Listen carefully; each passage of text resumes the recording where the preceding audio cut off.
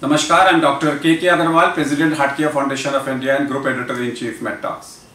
The question asked to me is, can we scientifically explain different types of cough disorders of Ayurveda?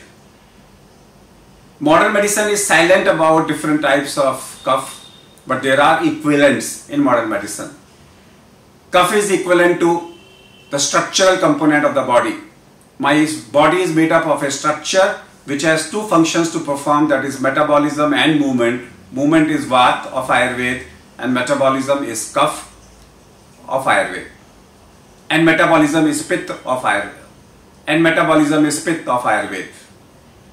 Ayurveda describes cough of 5 different varieties. They talk about Tarpak cough, which means the CSF fluid. It talks about Bodhak cough, which is tongue secretions and the salivary secretions.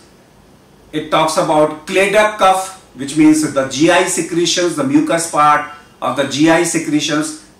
These are not the chemicals, which is a pith. It talks about Avalambak cough, which is heart, which basically indicates the fluid in the heart, in the pericardium, which is normal, which lubricates and prevents injury to the heart.